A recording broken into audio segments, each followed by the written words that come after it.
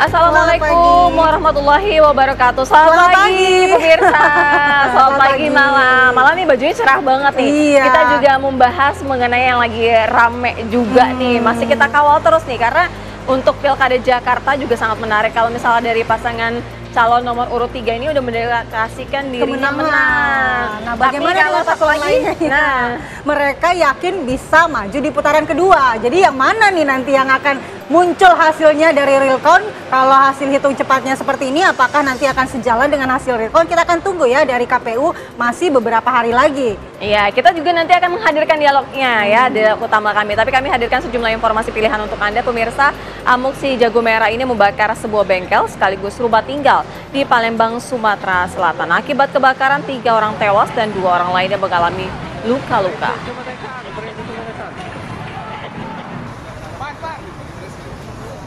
Peristiwa kebakaran bengkel terjadi di Jalan Perintis Kemerdekaan, Kelurahan Lawang Kidul, Kecamatan Ilir Timur 2, Kota Palembang, Sumatera Selatan. Kebakaran yang terjadi pada hari Kamis kemarin berawal dari suara ledakan keras dari bengkel berlantai 2. 3 orang yang tewas akibat kebakaran berjenis kelamin perempuan. Sementara 2 orang yang mengalami luka bakar dievakuasi ke Rumah Sakit Bayangkara, Palembang. Penyebab kebakaran pemirsa masih dalam penyelidikan kepolisian.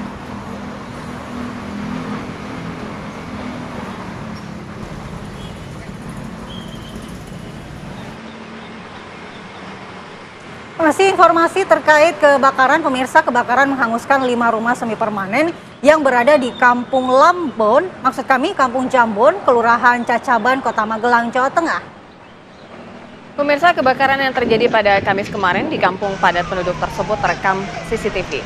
Dari kamera pengawas jalan setempat ini memperlihatkan besarnya kobaran api saat membakar 5 unit rumah milik Slamet, Wiji, Haryanto, dan juga Jumadi. Lantaran rumah semi permanen dan juga berada di kawasan padat penduduk, maka api pun cepat membesar.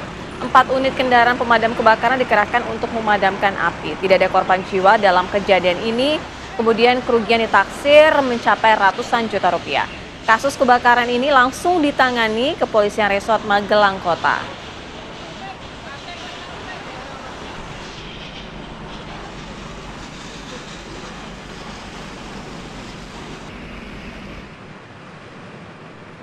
Kita bergeser pemirsa ke informasi dari Kabupaten Pamekasan Madura di mana ada 5 warga yang ditemukan tewas di dalam sumur lantaran diduga menghirup gas beracun.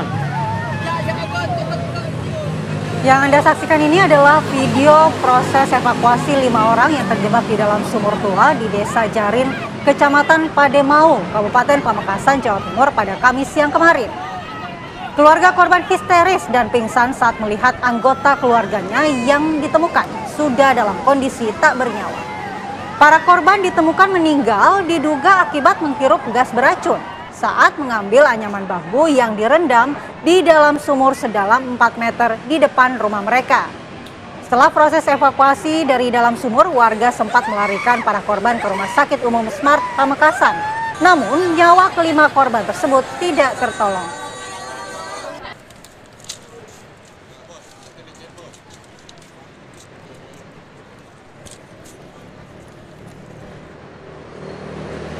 Seorang penambang pasir yang tenggelam di Sungai Wai Seputi, Kampung Teluk Dalam Ilir, Kecamatan Rumbia, Lampung Tengah, ditemukan tewas. Pemirsa, setelah 3 hari hilang, Sunario, seorang penambang pasir yang tenggelam di Sungai Wai Seputi, Lampung Tengah, ditemukan dalam kondisi meninggal dunia. Korban ini tenggelam akibat jatuh ke sungai saat menambang pasir. Jenazahnya kemudian ditemukan berjarak 5 meter dari lokasi korban terjatuh. Pencarian sempat terkendala, tebalnya lumpur. Petugas bahkan sempat menurunkan alat berat eskavator dalam proses pencarian korban. Selain juga mencari dengan menggunakan perahu karet dan alat selam.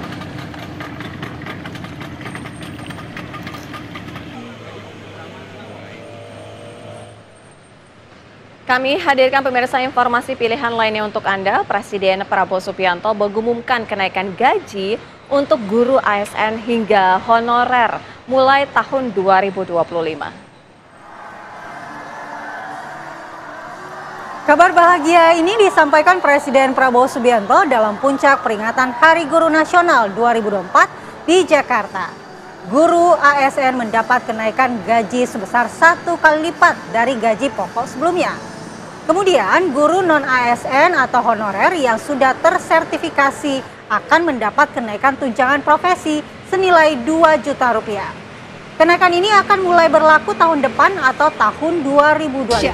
Anggaran tahun 2025 untuk kesejahteraan guru juga dinaikkan sebesar 16,7 triliun rupiah menjadi 81,6 triliun rupiah pada tahun 2025.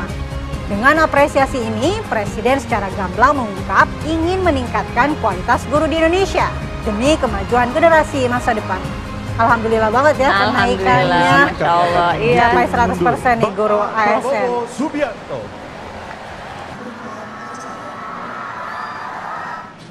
Kita telah meningkatkan anggaran untuk meningkatkan kesejahteraan guru ASN yang berstatus PNS dan P3K serta guru-guru non-ASN.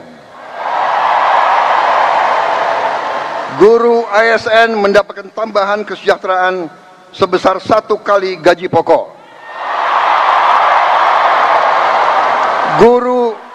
Guru-guru non-ASN nilai tunjangan profesinya ditingkatkan menjadi 2 juta rupiah per bulan.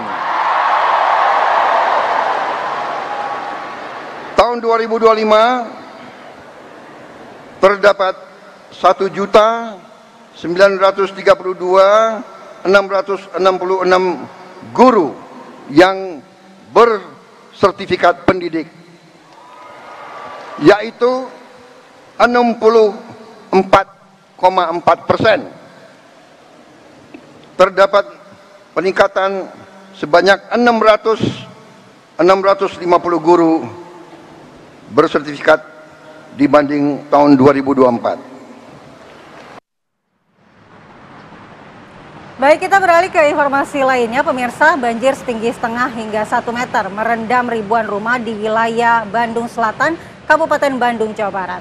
Banjir yang disebabkan luapan Sungai Citarum ini mengganggu aktivitas warga hingga harus menggunakan rakit untuk menerjang banjir. Pemirsa, kondisi banjir ini akhirnya mengakibatkan warga pun mengungsi, namun sebagian warga juga memilih untuk tetap bertahan di rumah mereka. Akses air bersih di lokasi banjir pun begitu sulit. Bahkan mereka harus menggunakan rakit buatan sebagai transportasi warga menerjang banjir. Warga yang terdampak banjir ini juga sangat-sangat berharap adanya penanganan banjir dari otoritas setempat. Karena menurut warga sekitar, lokasi Bojong Asi ini kerap dilanda banjir ketika hujan mengguyur kawasan itu.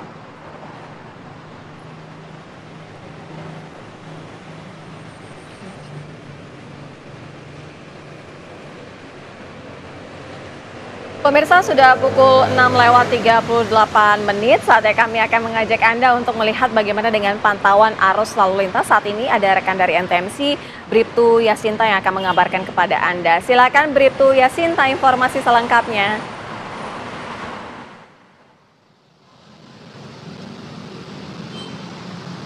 Ya baik, terima kasih Vira dan juga Mala di studio, dan selamat pagi pemirsa. Kembali bersama saya Bribtu Yasinta dari NTMC Polri. Kali ini saya akan mengajak Anda untuk memantau langsung bagaimana kondisi arus lalu lintas terkini tepatnya di kawasan Manggarai, Jakarta Selatan.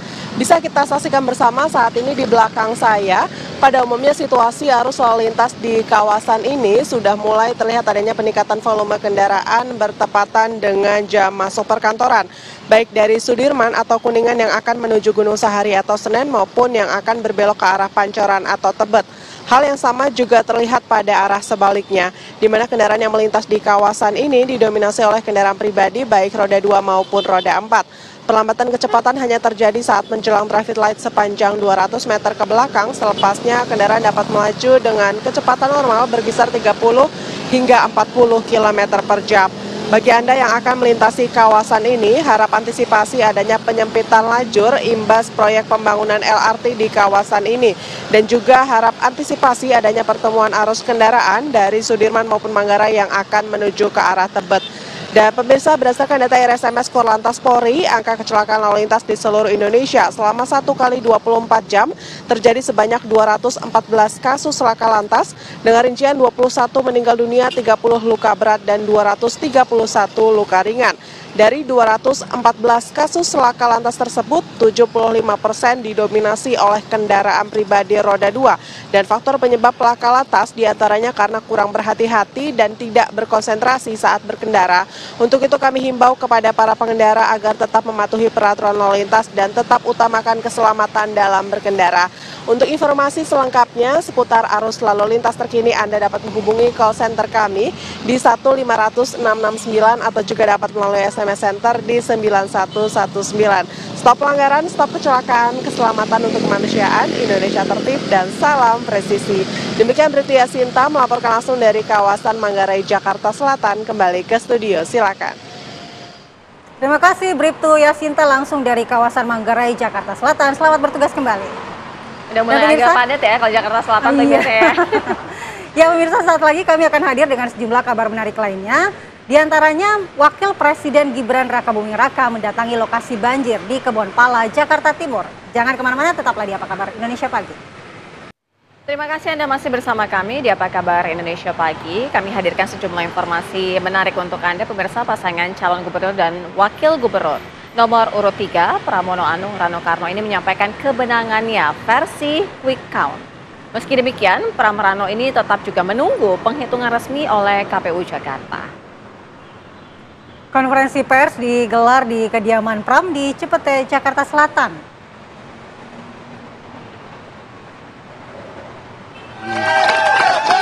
%50,07%. Dengan demikian kami mendapatkan 50% plus 2.943 suara. Satu suara itu sangat berarti dalam pemilihan gubernur Jakarta kali ini.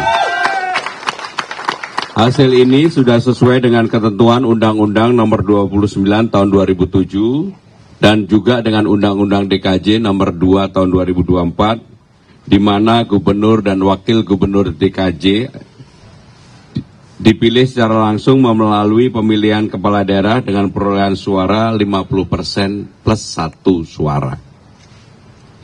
Tentu kita semua tetap menunggu pengumuman resmi hasil rekapitulasi manual pemilihan gubernur Jakarta tahun 2024 dari KPUD Jakarta sebagai penyelenggara. Kami sangat mengapresiasi transparansi dan keterbukaan KPUD Jakarta dalam perhitungan suara karena telah menjunjung tinggi nilai-nilai demokrasi dilakukan secara terbuka.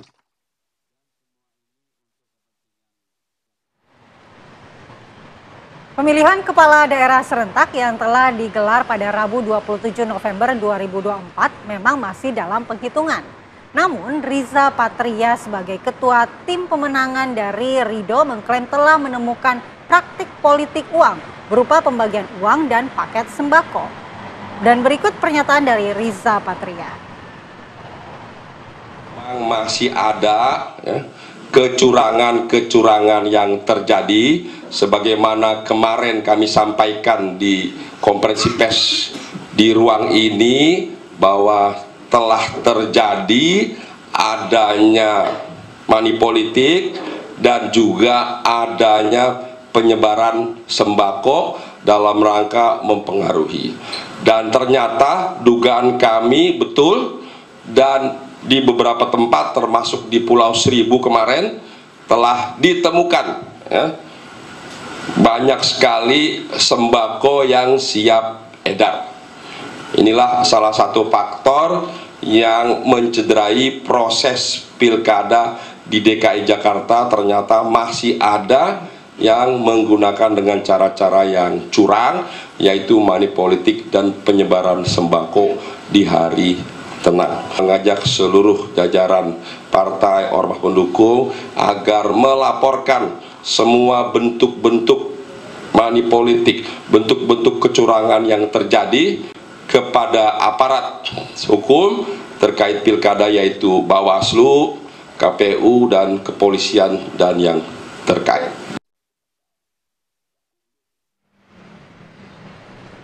Pemirsa, Komisi Pemilihan Umum KPU Jakarta ini mengungkapkan sampai saat ini belum mendapatkan informasi akan menggelar pemungutan suara ulang atau PSU dan juga pemungutan suara lanjutan PSL di Pilkada Jakarta 2024. KPU Jakarta ikut menanggapi mengenai apa yang disampaikan oleh paslon nomor urut 3 Pramono Anung Rano Karno yang mendeklarasikan menang satu putaran walau belum ada hasil resmi. Hari ini sampai detik ini kami belum dapat informasi ya dari jajaran kami di bawah apakah ada PSU, PSL atau yang lainnya. Karena kami juga nanti menunggu informasi dari Bawaslu ya, apakah ada rekomendasi dari Bawaslu atau tidak.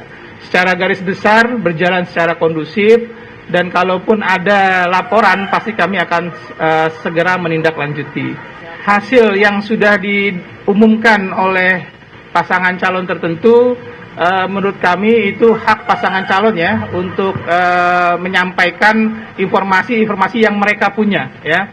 Tapi kami tetap berpegangan bahwa hasil resmi itu hanya yang dikeluarkan oleh KPU. Jadi kalaupun nanti ada pasangan calon 1, 2, dan 3 mempunyai versi mereka masing-masing, tentu saja versi yang valid itu adalah versi dari KPU.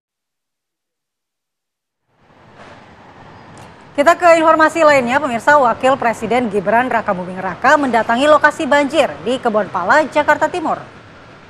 Wilayah Kebonpala ini diketahui sempat terendam banjir akibat luapan Sungai Ciliwung hingga ketinggian 2 meter.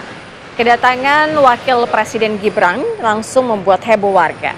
Banyak dari warga yang mengeluarkan telepon genggamnya untuk mengabadikan momen saat Gibran berada di kampung mereka. Gibran pun menyusuri gang-gang di permukiman padat penduduk. Gibran bersalaman dan berbincang dengan warga yang terdampak banjir. Tidak hanya menyapa warga korban banjir, Gibran juga membagi-bagikan susu dan juga alat tulis kepada anak-anak yang ia temui.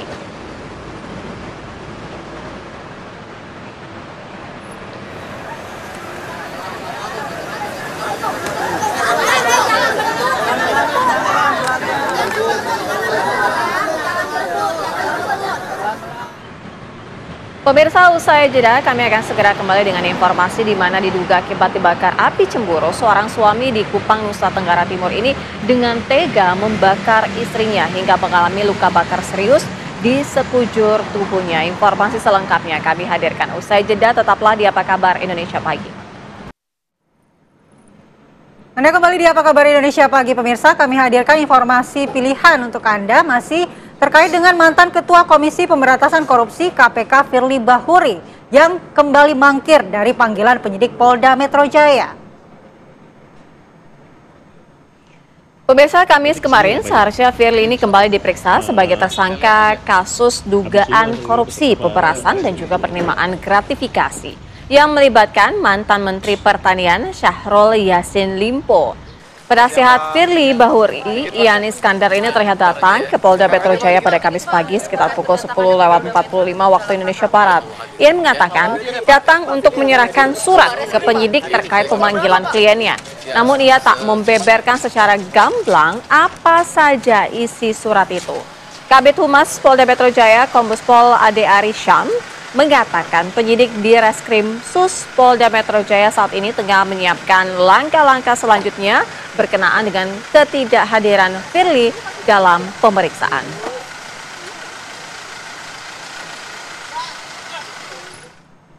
Untuk tersangka FB yang sedianya telah dikirimkan panggilan beberapa waktu yang lalu untuk dilakukan pemeriksaan hari ini, hari Kamis, yang sedianya dijadwalkan jam 10 WIB di gedung lantai 6 Bareskrim Polri. Tersangka FB melalui kuasa hukumnya sekitar pukul 10:54 WIB itu menginformasikan kepada penyidik bahwa tersangka FD tidak hadir memenuhi panggilan penyidik pada hari ini. Selanjutnya, saat ini penyidik terus melakukan konsolidasi untuk menentukan langkah-langkah lanjut terkait penyidikan kasus ini.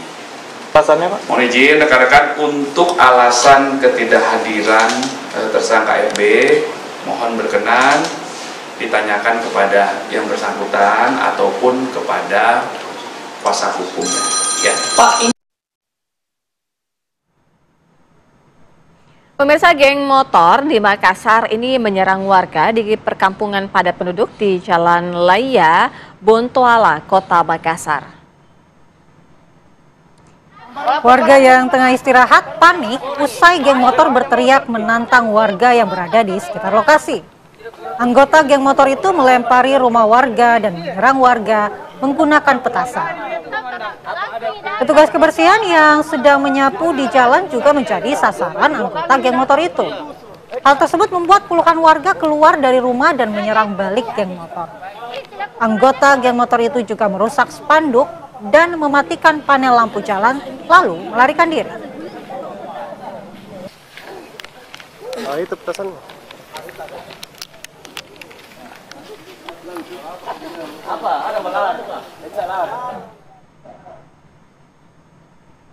Informasi lainnya, Satgas Operasi Damai Kartens menangkap satu anggota kelompok kriminal bersenjata atau KKB bernama Oni Enumbi alias Mamberamo alias Bumiwalo. Penangkapan dilakukan di depan Polres Puncak Jaya, Kota Mulia. Oni Enumbi merupakan anggota KKB yang sering beraksi di Kabupaten Puncak Jaya. Ia merupakan KKB di bawah pimpinan Ternus Enumbi. Oni juga terlibat dalam penembakan serta pembunuhan anggota Satgas Elang pada 17 Maret lalu yang terjadi di Kampung Kulirik. Sementara itu, menurut polisi, Oni Enumbi merupakan salah satu buronan Polres Puncak Jaya. Pelaku telah ditahan di posko Satgas Damai Kartens 2024 di Puncak Jaya. Sementara itu, tim penyidik masih terus melakukan pemeriksaan intensif untuk mendalami perannya dalam berbagai aksi kriminal yang telah dilakukannya di Kabupaten Puncak.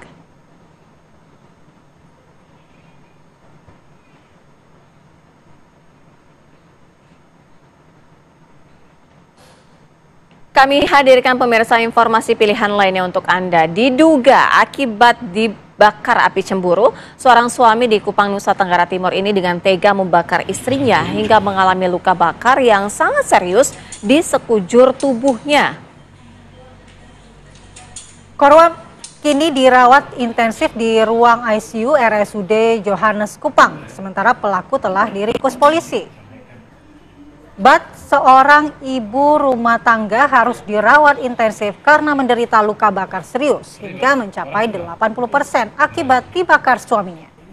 Peristiwa sadis ini diduga akibat Gebi sang suami yang saat ini telah diringkus polisi selalu dibakar api cemburu. Peristiwa terjadi saat korban dan pelaku usai melakukan pencoblosan pada Rabu sore lalu. Keduanya kemudian bertengkar di lokasi TPS. Menurut kakak korban Emi, kejadian bermula saat korban membeli ikan, namun karena penjualnya tidak memiliki uang kembalian, korban berjanji membayar usai pencoblosan. Ketika bertemu di TPS, korban lalu membayar ikan yang ia beli. Suami korban yang melihat pemberian uang itu tanpa bertanya langsung memukul korban dan menyeretnya pulang ke rumah. Setiba di rumah, korban kembali dianiaya. Pelaku lalu menyiram tubuh korban dengan minyak tanah dan menyulutkan api hingga korban terbakar. Korban kemudian berteriak minta tolong, di mana tetangga yang mendengar memberi pertolongan dan membawanya ke rumah sakit dan melaporkan kejadian ini ke polisi. Ini sangat sadis, dibakar hidup-hidup. Padahal ini istri sendiri. Iya, sebenarnya kan segala sesuatu masalah bisa disampaikan dengan komunikasi ya, secara baik-baik ya, bukan dengan secara emosional, kemudian melakukan hal seperti ini.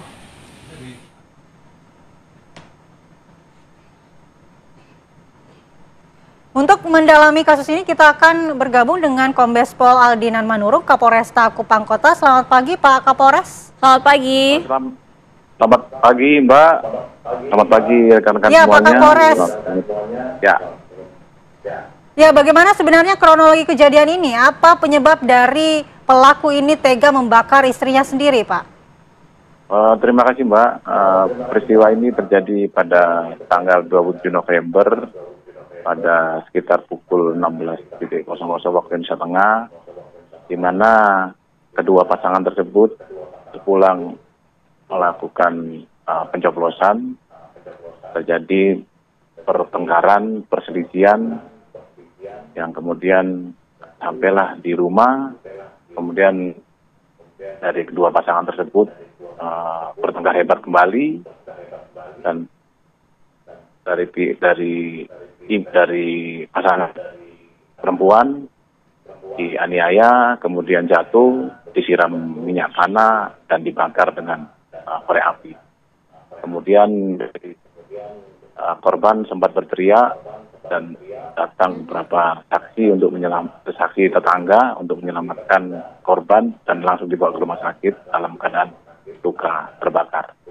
Motif permasalahan ini dikarenakan kecemburuan dari pasangan laki-laki tersangka kepada pasangan perempuannya, dan ditambah lagi dengan permasalahan utang piutang yang mengenai penjualan ikan yang tanpa sepengetahuan daripada tersangka. Begitu, Mbak. Artinya Pak Kapolres, menurut pengakuan dari tersangka ini sebenarnya sudah direncanakan begitu ya, akan melakukan penganiayaan, kemudian membakar tubuh istrinya sendiri? Sementara keterangan yang kami dapatkan dari saksi dan petunjuk-petunjuk yang lain, tindakan dari tersangka ini dilakukan secara spontan karena kesal dan memang sudah terakumulasi dari pertengkaran-pertengkaran sebelumnya dengan pasangannya.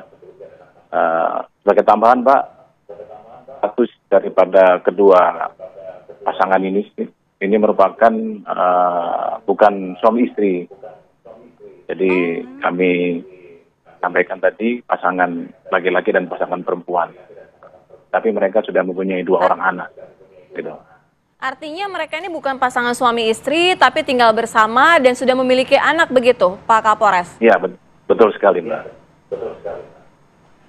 Lalu apakah memang selama ini menurut mungkin keterangan dari warga sekitar, tetangga, memang tersangka ini sering menganiaya istri, maksud kami pasangannya ini, Pak? Iya, Mbak.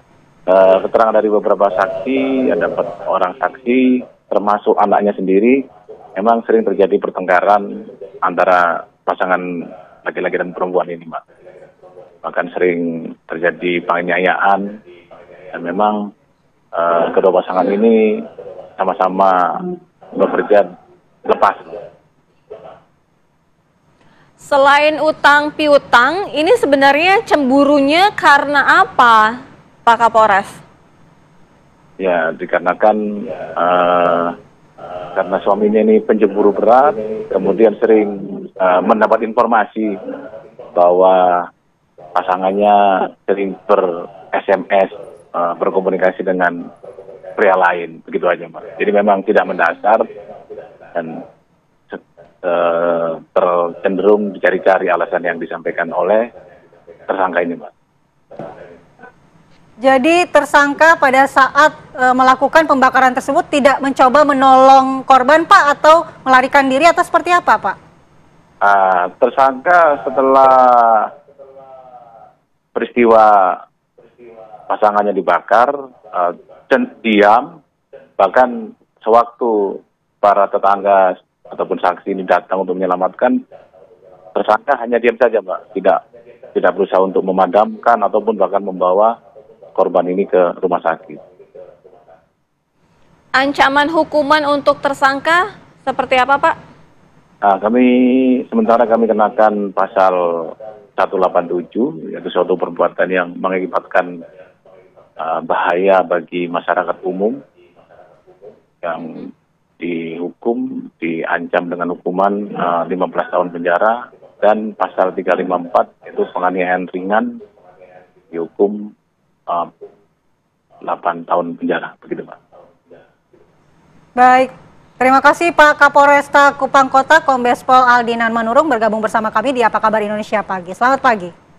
Selamat pagi, selamat menjalankan aktivitas kembali. Pemirsa, usai jeda kami akan menghadirkan sejumlah informasi, diantaranya hujan deras yang mengakibatkan tanah longsor di Pacitan. Sementara itu, tim SAR gabungan juga kembali mengevakuasi 2 jenazah dari korban longsor di Deli Serdang, Sumatera Utara. Informasi selengkapnya kami hadirkan usai jeda.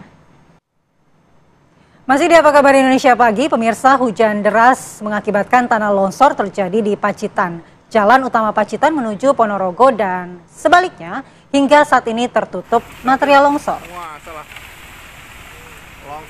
Pemirsa, tebing setinggi 5 meter ini longsor hingga menutup akses jalan utama Pacitan Ponorogo. Tepatnya di kilometer 271 Dusun Kerajaan Desa Ngreco, Kecamatan Tegalombo. Dalam video amatir yang diabadikan oleh warga setempat ini memperlihatkan bahwa ada terjadi 2 longsoran. Sejumlah warga bahkan berusaha untuk memberikan peringatan kepada para pengguna jalan untuk segera berhenti dan juga menjauh. Akibat tebing longsor tersebut, akses jalan Pacitan Ponorogo ini lumpuh total. Tebing setinggi sekitar 15 meter ini ambrol lantaran tidak kuat menahan derasnya curah hujan yang sangat tinggi terjadi sejak kemarin malam. Jalan sepanjang 10 meter pun tertutup material batu dan tanah serta pepohonan. Jalur di kawasan itu juga sempat macet total, kendaraan roda 4 dari Pacitan menuju Ponorogo dan arah sebaliknya juga tidak bisa melintas. Sementara itu, proses evakuasi material longsor juga berlangsung untuk segera membuka jalan. Kini jalan sudah bisa segera dilalui meski harus ekstra hati-hati mengingat di sisi jalan ini terdapat sungai dan juga sepanjang 25 km jalan tersebut ini ada titik-titik rawan longsor. Lagi dong. Wah, salah. Longsor. Hati-hati.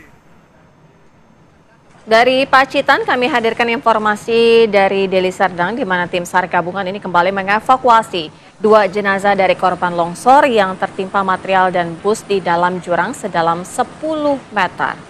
Ya, evakuasi dilakukan di Desa Sembahe, Kecamatan Pancur Batu, Kabupaten Deli Serdang, Sumatera Utara. Tim SAR gabungan yang terdiri dari Basarnas, TNI Polri, BPBD, PUPR, dan warga berjibaku melakukan evakuasi korban longsor.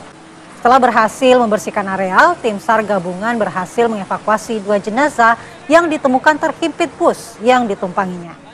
Hingga kini pemirsa, jumlah korban meninggal sudah 7 orang, sedangkan untuk korban luka sebanyak 16 orang. Tim SAR gabungan masih terus mencari 1 korban lagi yang dilaporkan hilang dan diduga tertimbun longsor.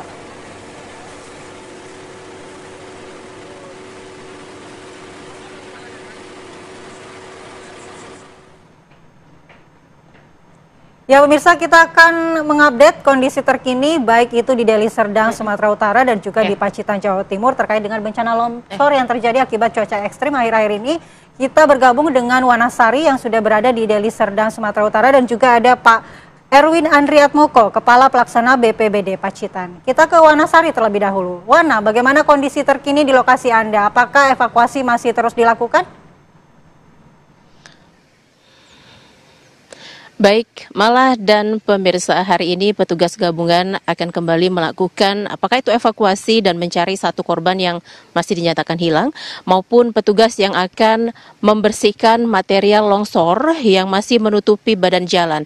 Pemirsa, ini adalah titik terakhir masyarakat ataupun petugas bisa mengakses lokasi longsor karena bila Anda melihat dengan jelas masih ada material bebatuan yang cukup besar di beberapa titik sehingga ini menutup akses dan belum bisa dilalui. Selain itu juga di lokasi kami melihat selain material bebatuan juga lumpur dengan volume yang cukup banyak begitu, ini juga masih menutup badan jalan sehingga petugas juga harus berhati-hati ketika melakukan tugasnya.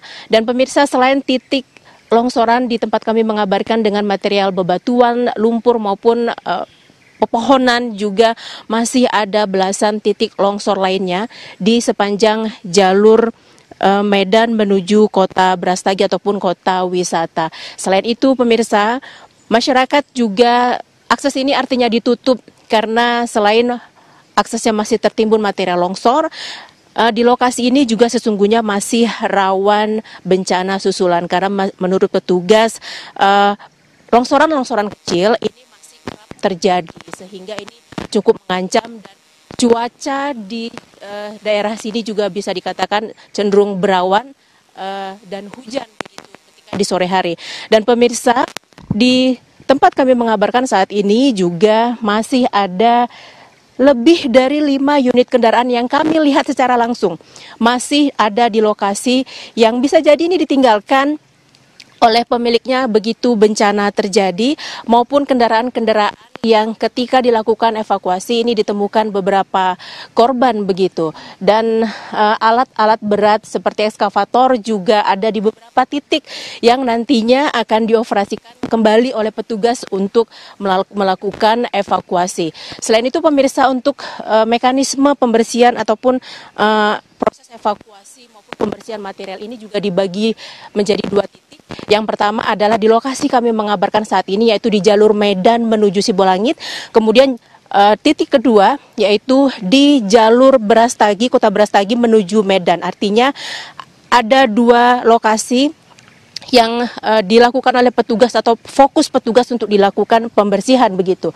Selain itu pemirsa, selain petugas akan fokus mencari 1 korban lainnya, tentunya material-material ini juga menjadi fokus bagi petugas agar kembali bisa diakses oleh masyarakat. Mengingat ini adalah jalur utama bisa dikatakan begitu bagi masyarakat untuk dilalui sehari-harinya, meskipun ada jalur alternatif di beberapa di Deli Serdang, Sumatera Utara.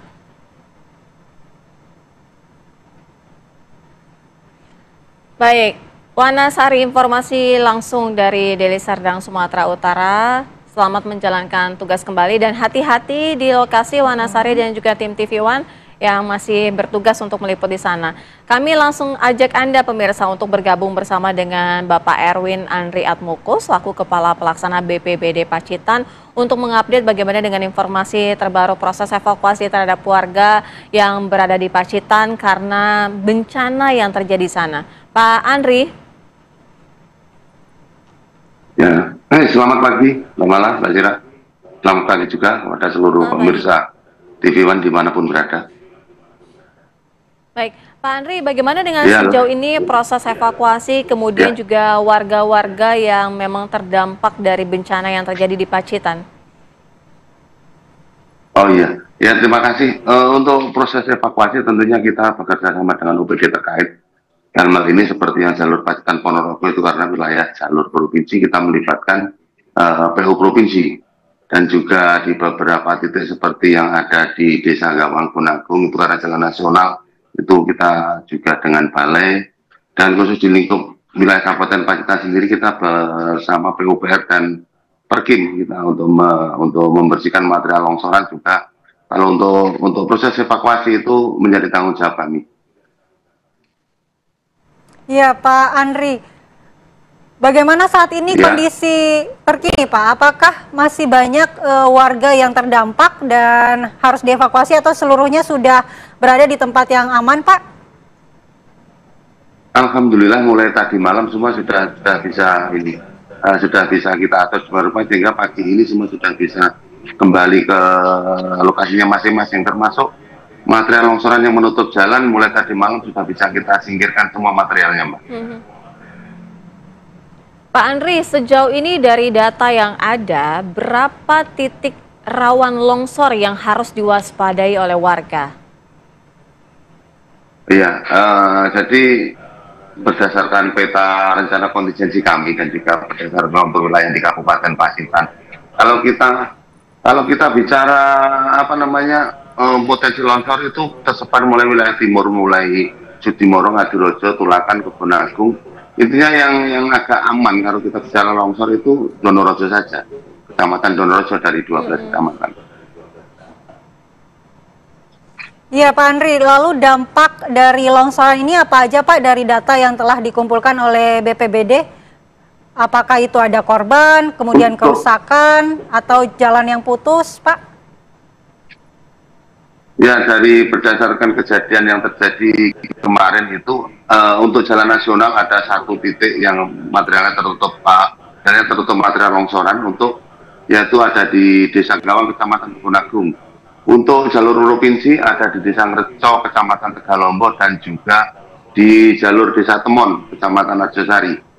Sedangkan di jalan kabupaten ada banyak titik, mulai dari Tulaan itu ada, terus di Kecamatan Pacitan ada kejadian, di Punung juga ada. Dan untuk rumah yang tertimpa material longsoran ada 2 titik, yang tertimpa pohon tumbang ada 3.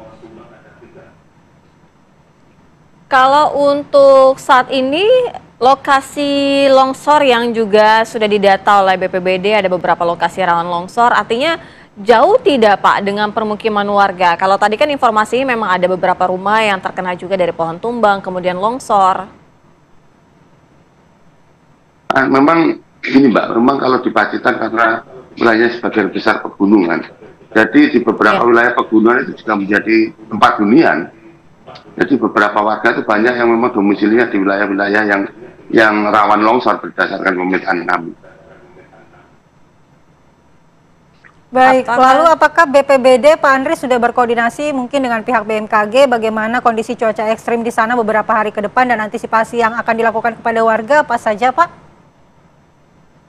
Oh iya, jadi seperti yang kita lihat bahwa saya ini di ruangan Pusdalop, yang mana ini ruang pemantauan kami yang senantiasa mendapatkan informasi dari BMKG. Perkiraan terakhir berdasarkan perkiraan 3 harian dari BMKG bahwa hujan ini masih akan terjadi sampai besok. Jadi 3 hari ini memang peringatan untuk peringatan dini 3 harian Pacitan memang hujan ekstrim terus ini. Dan terbukti 2 hari ini hujan belum berhenti sama sekali. Kalaupun berhenti hanya hujan skala ringan. Setelah itu deras lagi sama seperti itu. Itu hampir merata di seluruh wilayah Kabupaten Pacitan. Pak Andri, jika memang ada beberapa lokasi yang tadi Bapak sempat sebutkan begitu ya, bahwa di Pacitan ini memang banyak juga warga yang tinggal di dataran-dataran. Nah, artinya ada tidak proses evakuasi yang segera dilakukan mengingat ada beberapa lokasi yang rawan longsor? Langkah yang kita lakukan, Mbak, jadi untuk proses mitigasi, simulasi itu kita rutin kita lakukan setiap tahun. Jadi diharapkan karena warga memang tempat huniannya di situ dan tidak mungkin berpindah karena rumahnya memang secara nenek moyang di situ. Yang bisa kita lakukan adalah memberikan pengetahuan terkait kebencanaan. Mereka ketika hujan deras cenderung ekstrim itu dengan jangka waktu 1 jam atau 1,5 jam, mereka dengan otomatis mengungsi ke tempat yang lebih aman, baik ke fasilitas pemerintahan desa, contohnya kantor dusun, sekolah, juga ke rumah saudara yang terdekat. Jadi itu sudah otomatis mereka lakukan dengan melihat kondisi cuaca yang ada. Berarti sudah ada mitigasi yang disiapkan jika memang terjadi bencana longsor bagi warga yang tinggal di dataran tinggi ya Pak ya? Iya Mbak, sudah Mbak. Alhamdulillah untuk rencon kami mulai rencon gempa bumi tsunami, rencon tanah longsor, rencana kontingensi banjir kita sudah memiliki semuanya, sehingga pemetaan jalur evakuasi, data penduduk terdampak, rumah terdampak kita semua sudah ada Mbak, untuk memudahkan kita ketika terjadi satu hal yang tidak kita inginkan. Iya, kalau untuk bantuan sendiri Pak, untuk keluarga yang tadi rumahnya terkena longsor, kemudian juga pepohonan yang rubuh begitu, adakah bantuan yang sudah diberikan oleh pemerintah setempat? Mungkin data dari BPBD juga diberikan? Iya Mbak, jadi langkah awal untuk logistik kedaruratan langsung kita terjunkan. Yang fungsinya karena itu ya satu misalnya untuk bahan pokok makanan, juga kemungkinan seperti terpal untuk rumahnya yang mungkin bocor dan lain sebagainya. Untuk kedaruratan langsung kita terjunkan di hari itu juga. Dan untuk penanganan lanjutan, penanganan permanen itu kita koordinasikan dengan UPD terkait. Jadi data terus kita lakukan pendataan, kita teruskan kepada UPD terkait untuk penanganan yang permanen. Kalau untuk penanganan kedaruratan menjadi kewenangan kami, dan insya Allah di mana ada bencana saat itu juga barang-barang kedaruratan dibutuhkan masyarakat langsung kita terjunkan. Kita bekerja sama dengan pemerintah kecamatan dan pemerintah desa setempat Mbak, untuk penyaluran barang-barang kedaruratan seperti itu. Baik, terima kasih Pak Erwin Andriatmoko, Kepala Pelaksana BPBD Pacitan. Kita harapkan kondisi di sana segera berangsur normal. Iya. Selamat pagi Pak, selamat bertugas kembali. Dan juga hati-hati ya Pak di sana ya, terima kasih. Terima kasih. Ya pemirsa, kami masih akan kembali dengan pembahasan utama kita ya. KIPON Pilkada Jakarta. Apakah menuju 1 putaran atau 2 putaran? Nah, Kita itu. akan minta tanggapan dari masing-masing jubir paslon. Saat lagi pemirsa, di Apa Kabar Indonesia Pagi.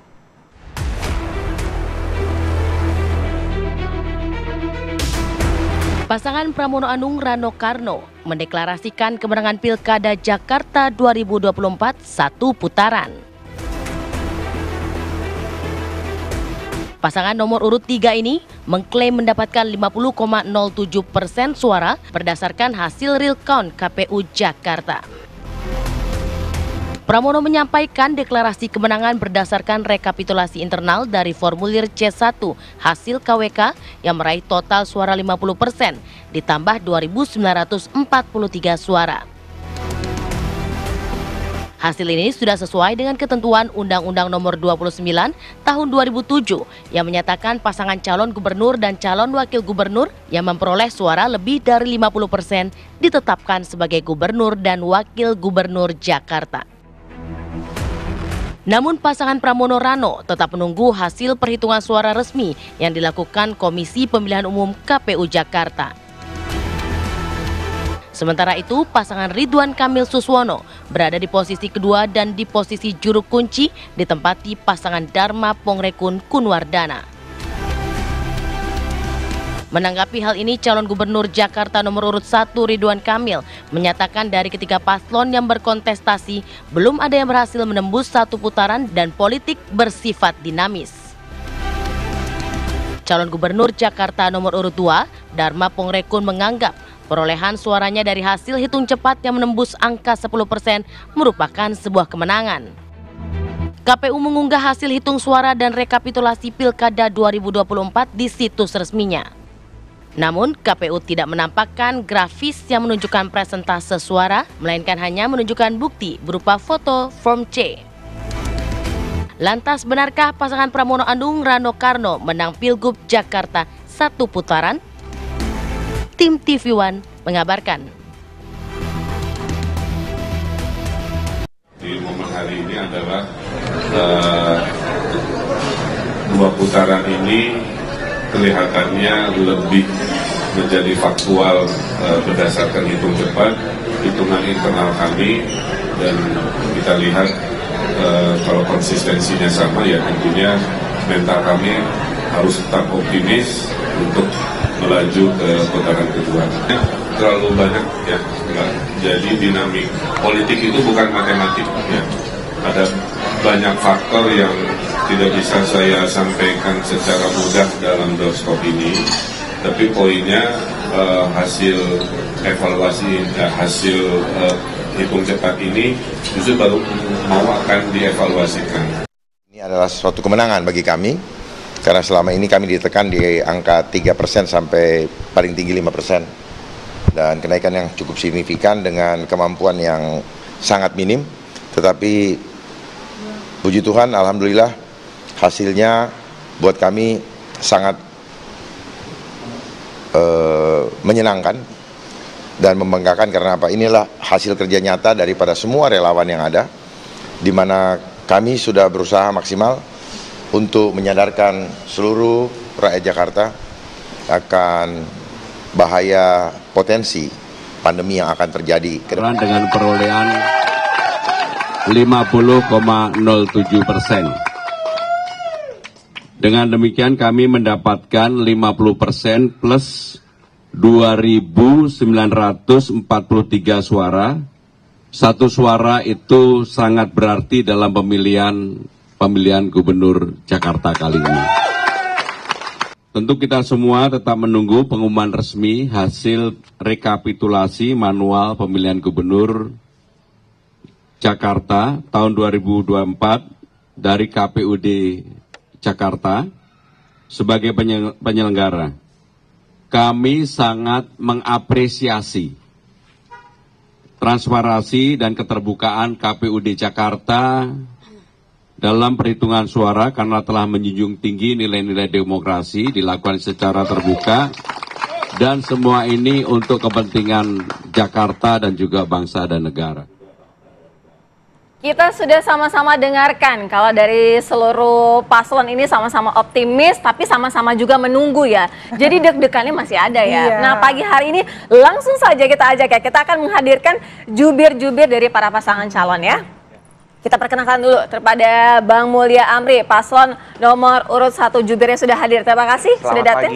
Selamat pagi. Pagi. Kemudian ada Bang Master Alma ya, Master Alma dari nomor urut 2 ya. Kemudian ada Bang Semi Usama Abdul Aziz, paslon dari nomor urut 3. Ini juga anak abah nih, Selamat pagi. Oh, sama sekali jadi anak abah. Oh, iya. juga. Dulu, sekarang enggak. Oh, sekarang enggak. Oke, kita mulai dulu dari yang kemarin, mendeklarasikan kemenangan. Ya. Itu berdasarkan tadi apa disampaikan oleh dari Pramono Anung, kemudian Rano Karno 50,7%. Iya, jadi memang kami sudah mengumpulkan form C1 karena kami punya saksi di seluruh TPS di Jakarta dan seluruh fotonya sudah direkapitulasi dan hasilnya ya seperti sudah disampaikan oleh Pak Pramono bahwa kita memiliki angka 50,7%. Jadi 50% plus sekitar 2.000 suara dan akhirnya berdasarkan undang-undang yang berlaku ya kita bisa bilang bahwa kami sudah memenangkan pemilu 2024 DKI Jakarta dengan 1 putaran. Meski masih tetap menunggu ya. Iya, tapi kita memang akan menunggu untuk dari KPU. Tapi ya nggak mungkin beda dong hasil rekapitulasi yang berdasarkan C1 dengan hasil KPU itu nggak mungkin berbeda. Kecuali ada di tengah jalan yang merubah form C1-nya. Ini kan kalau hasil dari lembaga-lembaga survei ini ada margin errornya. Nah, margin error ini bisa ke atas, bisa ke bawah. Nah, itu yang dikhawatirkan dan menimbulkan spekulasi apakah masih bisa maju ke putaran kedua atau 1 putaran. Bagaimana mengantisipasi nanti? Hasil dari pemilu itu memutuskan siapa yang menang itu hasil dari quick count atau hasil dari real count? Nah itu. Real count. Yes. Ya kalau sudah ada hasil real count kalau sudah ada hasil real count kita nggak bicara lagi soal quick count. Buat apa kita bicara quick count kalau sudah ada real count-nya? Jadi nggak perlu bicara jadi nggak perlu bicara real sendiri ini udah diyakini ya. Nggak perlu bicara quick count, kan sudah ada real count-nya yang memang sudah kita kumpulkan dari seluruh TPS. Jadi margin error dan real count itu kita kesampingkan gitu. Kita bicara sekarang real count-nya. Memang real count-nya ini sudah ada hasilnya semua, kita sudah kumpulkan di seluruh TPS dan hasilnya 57,7% itu kita. Senyum-senyum aja nih Bang Mulya Amri, coba boleh. Karena Bang Mulya Amri kan juga dari paslon RK Suswono mengatakan bahwa ini 2 putaran gitu. Sementara dari paslon nomor urut 3 meyakini bahwa C1-nya real count-nya sudah meyakini bahwa 50,7%. Iya, pertama tentunya kita mengucapkan terima kasih dulu ya kepada semua warga Jakarta yang sudah mencoblos Ridho, para petugas KPUD, Bawaslu, KPPS, dan tentang hasil kita sebetulnya masih menunggu. Dan pertama yang perlu diklarifikasi dahulu, si rekap yang ada di KPUD itu bukan real count, itu adalah quick count versi KPUD. Kalau kita kembali lagi ke peraturan KPU nomor 25 tahun 2023, hasil yang resmi yang merupakan real count itu dilakukan secara manual dan berjenjang dari tingkat TPS ke kecamatan, ke kota, lalu kemudian ke tingkat provinsi dan itu nanti akan diumumkan oleh KPUD. Dan jadi itu bukan real count. Jadi untuk mengatakan bahwa itu adalah real count, apalagi kemudian dibandingkan dengan C1, itu menurut saya adalah sebuah pernyataan yang prematur dan tidak ada dasar hukumnya. Kalau tadi disebut dasar hukum kembali merujuk ke peraturan KPU nomor 25 tahun 2023 tadi, hasil resmi penghitungan berjenjang yang nanti akan diumumkan. Kalau bicara soal formulir C1, dari pasangan Ridho juga punya saksi yang ada di setiap TPS dan juga memfoto memiliki formulir C1 tersebut. Kami juga melakukan penghitungan dan penghitungan yang ada di kami, paslon nomor 3 belum sampai ke 50%. Jadi makanya kami di juga... angka berapa kalau misalnya dari penghitungan? Iya, 49, sekian. Jadi kalau kita lihat itu masih sangat terbuka untuk putaran kedua. Nah, baiknya kita tunggu dari pengumuman resmi dari KPUD. Kalau kami sangat yakin bahwa ini masuk ke putaran kedua. Apalagi kalau dari kasus-kasus yang kita temukan di lapangan, kita juga menemukan banyak kecurangan-kecurangan. Beberapa sudah dilaporkan dan sudah naik di media. Salah satunya di TPS Pinang Ranti, contohnya, di mana ketua KPPS-nya sekaligus petugas ketertibannya itu sudah dipecat oleh yang berwenang karena melakukan pencoblosan ke nomor 3 dari kertas-kertas suara yang sudah ada. Dan kami menghimbau pada seluruh masyarakat yang menemukan atau melihat adanya sebuah pelanggaran-pelanggaran kecurangan seperti itu agar melaporkan kepada kami, melaporkan kepada Bawaslu. Baik. Karena tadi tentunya nanti ini akan semua diperhitungkan. Baik, nanti kita akan tunggu Bawaslu untuk mengenai pengawasan dari Sebelum kecurangan. Bang Kita Semi minta jawab dulu. Master Elma, bagaimana dengan hasil kemarin, hasil sementara nih, quick count? Ya, pertama-tama kami mau ucapkan dulu ya, saya pribadi ucapkan untuk Persija selamat ulang tahun yang ke-96, klub kebanggaan kita bersama. Persija dulu. Persija dan juga bertepatan sama putri saya tercinta ulang tahun juga ya, Mes sama Putri ya. Untuk putri saya tercinta bareng 28 November. Alhamdulillah. Dan seperti yang saya sampaikan tadi, Bang Dharma bersyukur Kak. Ya, beliau merasa ini kemenangan juga untuk independen karena ini suara terbesar untuk independen. Gak nyangka ya? Gak nyangka. Karena kita cuma ngeluarin duit kurang lebih 104 juta ya, pendapatan pengeluaran balance gitu ya, dan hasilnya luar biasa ya, relawan kita bekerja tanpa ada serangan fajar, tanpa ada sembako, tanpa ada money politik, dan ini membanggakan buat kita semua. Dan alhamdulillah rakyat yang sadar sudah 10-11% ya kurang lebih ya, 10-11% ini kita terus bergerak untuk rakyat, dan alhamdulillah berarti yang udah bosen sama petugas partai ya, dan partai politik yang suka obral janji itu berarti udah 11% di Jakarta. Walaupun angka golput Jakarta tuh tinggi loh, golputnya tinggi, 46 betul. sekian persen, luar biasa, Betul. tinggi banget, terbesar. Saya hitung kemarin kurang lebih golputnya 4 jutaan ya, 4 jutaan orang. Sekian persen. Ya, 4 jutaan orang masih golput, itu PR buat kita bersama karena mereka udah saking muaknya kali Kak. Di selama ini diobral janji gitu ya, dan janjinya nggak kesampaian gitu. Mereka nggak dapetin janjinya gitu kan. Tapi kan ini belum terbukti ya. Ya, dan ya untuk langkah selanjutnya ya kami akan terus menyadarkan rakyat bahwa independen adalah pilihan yang tepat di saat para petugas partai ini hanya bisa obral janji, hanya bisa kasih angan-angan kosong atau imajinasi ya, mereka sebut itu gitu ya, imajinasi, dan kita pilihan lah untuk next, mungkin sekarang tidak, tapi 5 tahun ke depan insya Allah kita bisa mendapatkan suara rakyat ya. Baik, insya Allah. kita nanti juga akan dengarkan ya dari Bang Semi menanggapi apa yang disampaikan Bang Mulya. Usai jeda kami segera kembali, jangan kemana-mana, tetaplah di Apa Kabar Indonesia Pagi. Terima kasih Anda masih bersama kami. Kita lanjutkan dialog saya ke Bang Semi. Bang Semi tadi menanggapi apa yang disampaikan oleh Bang Mulya bahwa ada politik uang juga nih, ada indikasi kecurangan-kecurangan. Ya, itu kita tinggal buktikan bahwa memang tuduhan itu silahkan dibuktikan. Tapi kalau kita lihat cek di media sosial, begitu ada keluar itu, dan kami juga dari tim PREM mengeluarkan itu kok aduan bagi yang melakukan, ada yang tahu ada bukti kecurangan, silahkan dilaporkan ke nomor hotline yang ada di poster. Menemukan itu juga nggak ada bukti? Oh iya jelas dong. Bahkan teman-teman di netizen, terutama di X, itu banyak yang mereplay postingannya dari 01 kan, bahwa kecurangan ada nih, Ridho melakukan kecurangan ini. Nah itu tinggal kita buktikan sama-sama aja gitu. Jadi masalah kecurangan sama-sama kita bisa kita lawan lah, kita bisa buktikan itu. Lalu yang kedua juga masalah perhitungan berjenjang.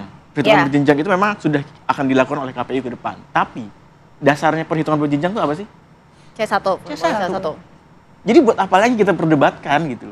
Ya sudah selesai. Tinggal diakui bahwa oke, kami akui, selamat kepada 03 dan kami akan nanti selesai gitu loh. Jadi jangan akhirnya nanti mempermalukan diri sendiri. Kecuali ada rencana jahat kembali yang mau dilakukan oleh pihak lain untuk memastikan ini menjadi 2 putaran. Nah, ini memang harus kita awasi bareng-bareng bahwa jangan sampai kejahatan-kejahatan politik yang dilakukan dalam demokrasi kita hari ini dilakukan untuk mendorong kepentingan sekelompok orang. Dan ini harus kita kawal bareng-bareng oleh pemerintah. Tapi begini Mas Semi, memang pasangan Pramrano punya data form C1. Nah begitu juga dengan tadi Kasus, mereka juga mengklaim bahwa mereka juga punya data itu. Bagaimana Anda menjaga para pendukung ini untuk terus menunggu hasil resmi dari KPU, meskipun ada euforia tapi harus tetap menunggu tentunya hasil recon dari KPU. Begitu juga dengan jika memang putaran kedua ini terwujud, apakah sudah ada langkah-langkah yang akan diambil untuk bisa menjaga keunggulan suara ini? Iya, yang pasti dari teman-teman pendukung semuanya sudah dewasa dan sudah matang, Mbak. Jadi memang mereka juga semua akan menunggu dari KPU. Dan kalau memang nanti akhirnya ke putaran kedua, dan saya rasa rasanya nggak mungkin lah ya. Saya rasa harusnya Tetap optimis ya. Saya optimis karena saya merasa Pak Prabowo juga sebagai presiden pasti akan menjaga ini. Beliau adalah seorang patriot, dia adalah seorang yang demokratis, beliau sangat menjaga kerukunan dan ketentraman di Indonesia, dan rasanya beliau juga akan menjaga hal ini dan Bang Semi, itu tidak akan kalau bicara mengenai golput deh, golput kan tinggi banget nih angkanya, presentasinya lumayan besar banget untuk Jakarta. Nah, ada juga yang mengemukakan bahwa ini nih injury time-nya anak Abah ataupun Abah menentukan pilihan untuk nomor 3 ternyata tidak merangkul secara keseluruhan sehingga ada golput. Ya, jadi yang pertama Abah tidak bisa memaksakan anak Abah misalnya untuk memilih sesuai dengan itu. Ini semua demokrasi, tidak bisa ada paksaan apapun itu. Yang kedua, golput ini tinggi ya memang karena ada hasil kemufakatan jahat yang terjadi bahwa rakyat tidak diberikan pilihan sesuai dengan yang dia inginkan. Di awal sebelum ini semua berjalan kan 2 yang tertinggi. Yang pertama elektabilitas tertinggi adalah Mas Anies Baswedan, yang kedua adalah Pak Ahok. Disampaikan anak Abah ya. Oh, iya. Tapi ternyata apa? Ternyata akhirnya ada tangan-tangan jahat yang merobek ini semua dan akhirnya terpaksa harus ada calon-calon tidak diharapkan misalnya. Tapi akhirnya muncullah harapan baru di MK. Akhirnya Pak Pram bisa maju pada saat itu. Dan ini akhirnya menjadi harapan kita saat ini bahwa ada tangan-tangan yang tidak menginginkan adanya Pak Anies Baswedan maju dan adanya PDI bisa ikut ke gelanggang. Dan ini yang harus dilawan dan kita harus bisa pastikan ke depan bahwa perhitungan suara di KPU bisa sesuai dengan yang ada di C1 dan tidak ada intervensi. Sama-sama dikawal ya. Sama-sama kita kawal. Mas Mulya bagaimana menanggapi kalau narasi rencana jahat itu katanya untuk maju putaran kedua, padahal kan kita belum tahu juga pasti ya hasil dari KPU. Betul, jadi sebetulnya sangat disayangkan ya Bang Semi dan teman-teman mungkin kalau dari kelompok 03 sampai mengeluarkan narasi seperti itu selagi hasilnya belum diumumkan oleh KPU sudah membuat narasi terlebih dahulu. Kalau sampai ke putaran kedua, itu berarti ada pemufakatan jahat. Itu kan menggiring opini sebelum keputusan itu terjadi. Dan ini sangat emosional, bisa memancing kembali friksi-friksi dan konflik sosial. Jadi kalau kami dari pasangan 01 kembali konsisten dengan tema yang diusung dari awal adalah pemilu damai. Kami tidak akan terpancing oleh narasi-narasi yang preempt atau mengambil kesimpulan dan membuat kesannya seakan-akan kalau sampai putaran kedua berarti ada pemufakan jahat. Itu kan sangat disayangkan ya pernyataan-pernyataan yang bisa memancing friksi dan emosi seperti itu. Kami tetap menunggu hasil KPUD, mereka punya C1, kami juga punya C1, nanti kita lihat hasilnya. Lalu kemudian yang tadi poin kedua, pemufakatan jahat lagi sehingga Pak Anies tuduhan tersebut sehingga Pak Anies tidak jadi calon. Nah, kalau itu kan tadi disebutkan ada keputusan MK yang kemudian mengubah. Ini kan kemudian membuka kesempatan bagi partai yang tidak memenuhi 20% untuk mengusulkan calonnya, termasuk juga Pak Anies. Jadi sebetulnya Pak Anies masih bisa untuk menjadi calon gubernur seandainya pada saat itu dengan sudah dibukanya pintu oleh MK, PDIP kemudian mengusung Pak Anies. Tapi kan kenyataannya PDIP tidak jadi mendukung Pak Anies. Jadi titik terakhir untuk mendukung atau tidak mendukung Pak Anies itu adanya di tangan PDIP dan PDIP memutuskan untuk tidak mendukung Pak Anies dan memilih kader dan petugas partainya sendiri. Dua-duanya malah dari PDIP. Bang Mulya, kalau misalnya kita balik lagi nih, kita membahas yang sekarang. Kira-kira akan legowo kalau memang diputuskan oleh KPU. Kita memang sama-sama masih menunggu ya, sama-sama mengawal, sama-sama menunggu dari pengumuman resmi KPU. Tapi kalau memang dinyatakan satu putaran dan pasangan calon nomor urut 3 yang menjabat begitu, legowo? Pasti legowo, karena dari awal kami sudah bilang ini pemilu damai, jangan sampai terjadi friksi-friksi. Kita menyesalkan kalau ada pihak-pihak yang memancing emosi dan menimbulkan friksi. Dan Pak Ridwan Kamil pada saat press conference di akhir tanggal 27 sudah mengatakan kalau siap menang harus siap kalah, jelas akan legowo. Tapi tunggu KPUD, tunggu pengumumannya. Jangan mengambil kesimpulan terlebih dahulu, apalagi menggiring opini kalau itu tidak tercapai berarti terjadi kejahatan. Itu sangat-sangat disayangkan. Oke, kita akan minta tanggapan dari Mas Alma. Kalau Mas Emis masih yakin akan satu putaran, sementara Mas Mulya juga masih yakin dengan 2 putaran. Bagaimana pasangan 02 kalau terjadi 2 putaran nih? Suaranya 10% mau kemana nih? Baik. Kita jawab setelah jeda. Tahan dulu, kita tahan dulu. Kita akan kembali sesaat lagi. Oke. Kita lanjutkan perbincangan lagi di Apa Kabar Indonesia Pagi. Tadi kita ke Master Alma. Master Alma, jika harapan dari paslon 01 terwujud menjadi kenyataan, kita tidak mau berandai-andai, tapi kita berbicara 2 kemungkinan. Kemungkinan 1 putaran atau kemungkinan 2 putaran. Kalau 2 putaran, bagaimana paslon 02 ini mengkonsolidasikan dukungannya? Mau ke arah mana? Baik, Kak. Pertama-tama alhamdulillah dulu nih kita berhasil membuktikan bahwa lembaga survei pesanan itu ya yang bisa dibeli itu salah semua tuh. Ya, waktu kemarin kan kita 3%, 5% cuma 1 digit ya, tiba-tiba kita bisa sampai hampir 11%. Yeah. Nah, kemanakah suara 10-11% ini akan bermuara selanjutnya? Yeah. Ini tergantung Bang Dharma. Ya, kami sebagai ketua Dewan Pakar ya, sebagai juru bicara resmi, Bu Siti Fadilah juga gitu sebagai ketua umum tim pemenangan, ini pasti akan menunggu arahan dari Bang Dharma sendiri karena pemilik suara adalah Bang Dharma dan Bang Kun. Nah, ini pasti diputuskan nanti lewat ngopi-ngopi lah ya nanti ya. Siapa yang ngopi sama kita gitu kan? Siapa yang PDKT dulu ya, yang ngopi sama ya? yang ngopi sama Bang Dharma. Dan yang paling penting adalah Bang Dharma selalu konsisten karena beliau tetap ya konsisten dibahas lagi ya. Iya, ini beliau pasti akan mendukung siapapun yang mau menolak pandemi. Karena dana pandemi udah masuk nih, Kak. Konsisten. Nah, kalau bicara mengenai itu, siapa nih kira-kira nih? Kalau bicara mengenai itu, visi misinya siapa yang kira-kira lebih matching, lebih dekat gitu? Yang paling utama nih Bang Dharma ini, pasti pengen banget pemimpin yang mau menolak pandemi terjadi di Jakarta. Kalau nggak ada, udah disiapin. Ya kalau nggak ada ya pasti. Saya pesimis ya. Saya pesimis, beliau mendukung. Dan beliau berikutnya apa? Harapan beliau adalah rakyat. Jangan sampai kejadian seperti Nenek Hasna ya atau Ibu Hasna ini yang 10 menit dari istana, dari kantornya Pak Jokowi, dari kantornya Mas Pram, hidup 2 kali 3 meter, tidurnya sip-sipan 13 orang, ini jangan sampai terjadi lagi di Jakarta. APBD harus buat rakyat, jangan jadi proyek bancakan, jangan jadi proyek pencitraan, itu harapan kami. Gitu ya, jadi ini ngopi-ngopi ntar banyak bahannya nih. Terus juga pengen banget kasus judi online itu, yang melibatkan Budi Ari dan kawan-kawannya itu gitu ya, staff-staffnya itu diusut tuntas. Jadi salah satu pembahasan dalam kopi-kopi ini ya, Pastilah. untuk menyuarakan ini ya, bagaimana di realisasinya nih, siapa nih, 1 atau 3 gitu? Dana judi online tuh banjir di Pilgub Jakarta, Kak. Ini Polri sendiri yang ngomong. Jadi kalau tindak tegas, ayo Pak Prabowo kita semangati, jangan tebang pilih ya. Harus sikat-sikat semua kalau memang mereka terbukti koruptor, mereka terbukti makan duit haram ya.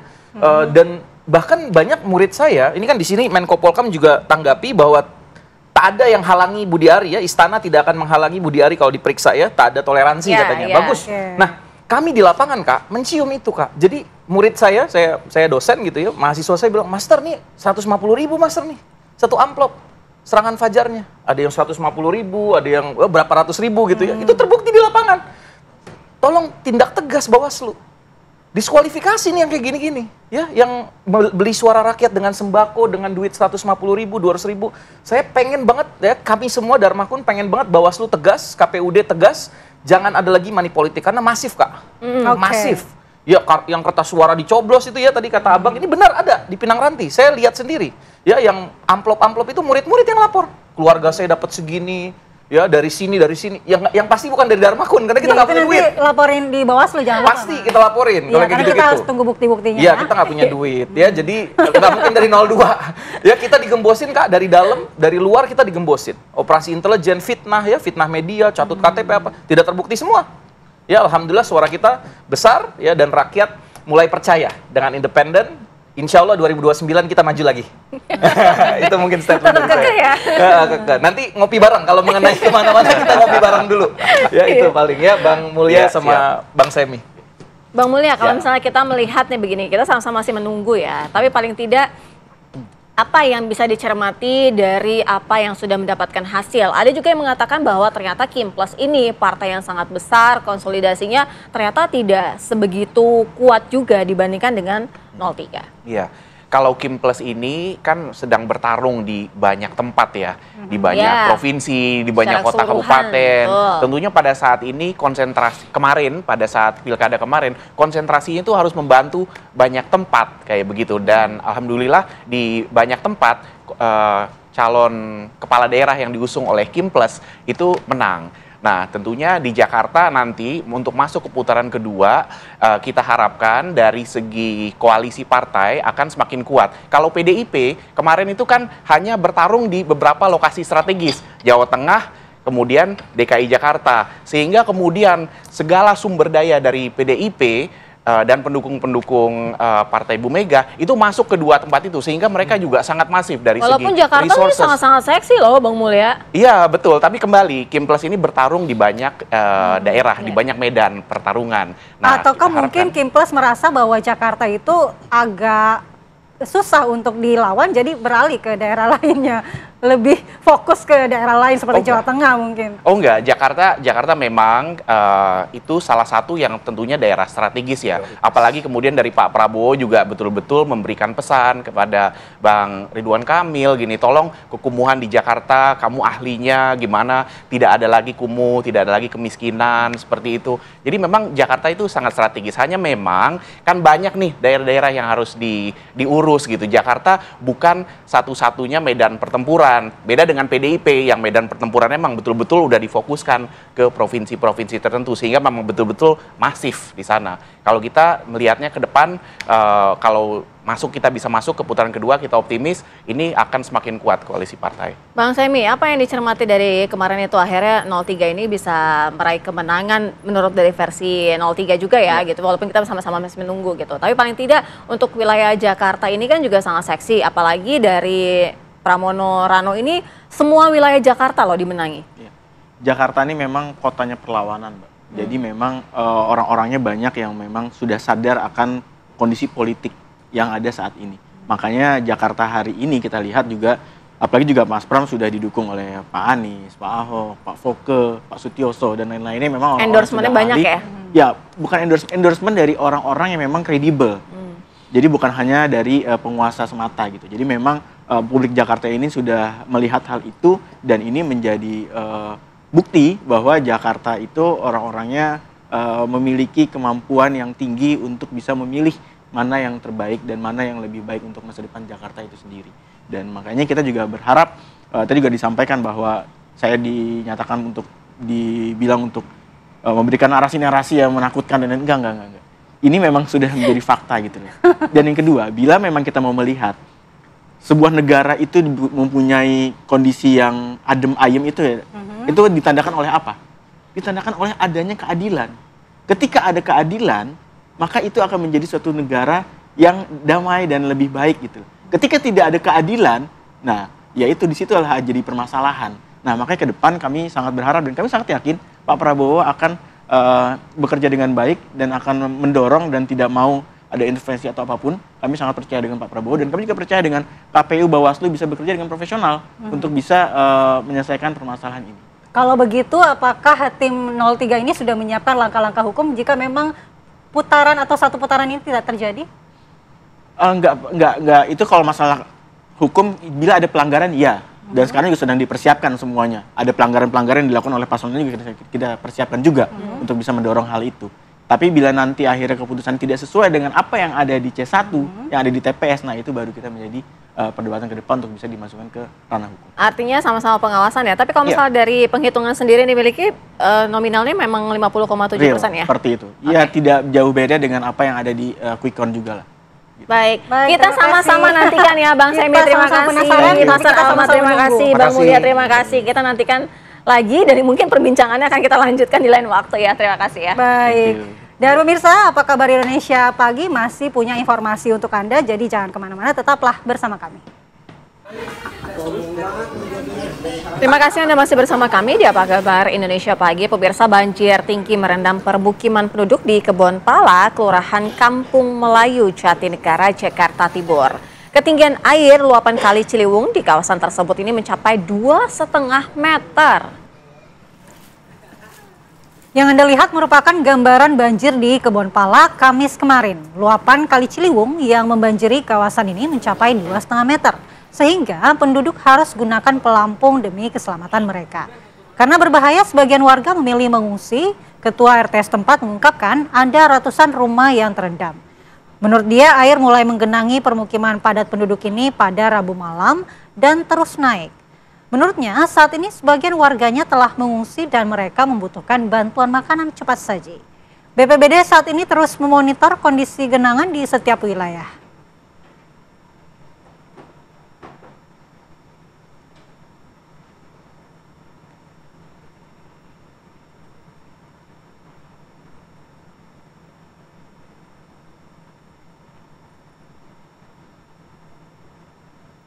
Ya, untuk mengetahui kondisi terkini di Kebon Pala sudah ada rekan kami Aurelia Safira di sana. Aurelia, bagaimana kondisi terkini banjir di sana? Apakah sudah mulai surut?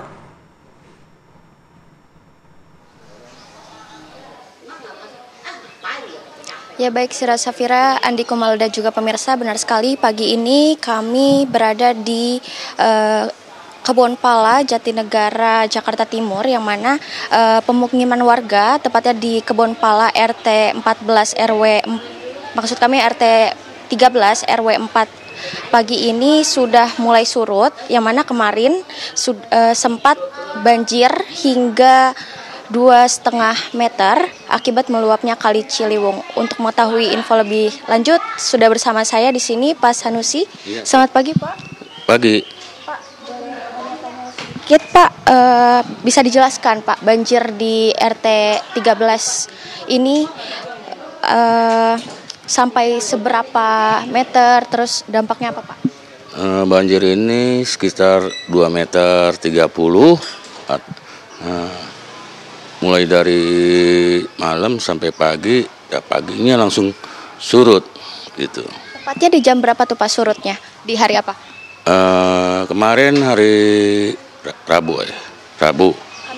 Kamis. Ya, Kamis itu mulai surut.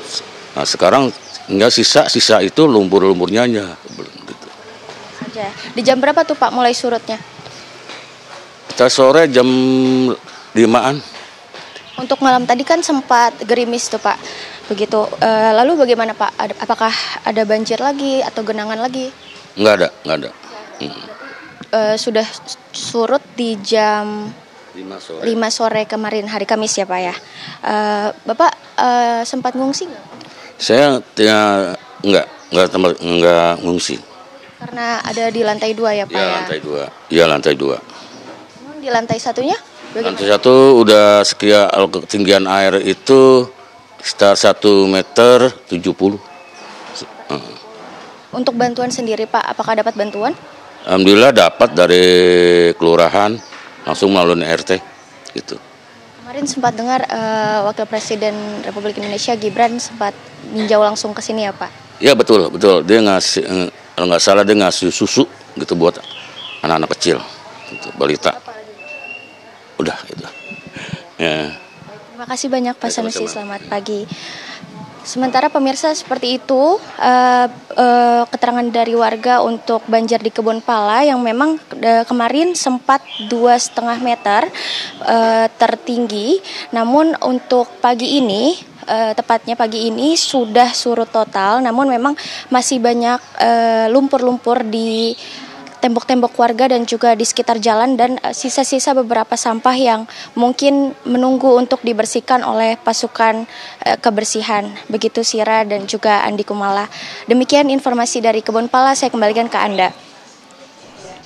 Baik, terima kasih Aurelia Zafira, informasi langsung dari di mana Kali Ciliwung ini meluap, kemudian permukiman warga juga terendam. Memang Kebon Pala ini pemirsa, seperti yang Anda ketahui, memang kerap kali sering dilanda banjir. Jadi memang tadi sempat disampaikan oleh Zafira bahwa warga ini sangat berharap ya di mana segera ada penanganan dari pemerintah. Banjirnya juga sudah terjadi sejak Rabu malam dan tadi kita lihat alhamdulillah sudah mulai surut. Namun warga harus membersihkan sisa-sisa lumpur akibat banjir. Memang kalau cuaca ekstrim seperti ini, kawasan Kebon Pala memang langganan banjir ya. Iya, kalau kita lihat ini juga menggunakan drone ya. Jadi memang posisinya Kali Ciliwung ini samping banget, deket banget dengan permukiman warga. Sehingga kalau Kali Ciliwung ini meluap, permukiman juga langsung terendam. Iya. Baik, kita langsung akan bergabung dengan rekan kita yang tampan, Filipus Yonaso. Untuk mengetahui apa headline yang akan dibawakan di Kabar Utama Pagi. Silakan Filip. Halo, selamat pagi Sira Safira dan juga Andi Kumala, ketemu lagi nih ya. Jadi di Kabar Utama Pagi pada hari ini kita masih akan melihat bagaimana hasil dari Pilkada Serentak 2024 yang berlangsung Rabu kemarin. Jadi hingga saat ini meskipun KPU belum mengumumkan hasil resminya, ternyata sudah banyak gubernur dan bupati, calon gubernur dan calon bupati yang mengklaim kemenangan mereka. Selain dari hasil Pilkada juga, kita juga akan melihat bagaimana cuaca buruk yang melanda di sejumlah wilayah di Indonesia ini mengakibatkan longsor dan juga banjir. Nah, sebelum saya kembalikan, saya mau kasih pantun untuk Sira dan juga Andi Kumala. Saya minta cakepnya ya. Cakep, belum ya. Seduh kopi enaknya pagi-pagi. Cakep. Ditambah roti pasti nikmat rasanya. Cakep. Sesaat lagi kita akan menyaksikan Kabar Utama Pagi. Cakep. Sira Safira dan Andi Kumala, buruan ditutup Apa Kabar Indonesia Paginya. Silakan. Cakep. Baik, terima kasih Filipus Yonaso. Kita tutup segera cepet-cepet ya biar Philip bisa siaran di Kabar Utama Pagi ya. Pemirsa, usai sudah kebersamaan kita di program Apa Kabar Indonesia Pagi. Mewakili kru bertugas, saya Sira Safira. Saya Andi Kumala. Undur diri, terima kasih dan sampai jumpa. Selamat beraktivitas.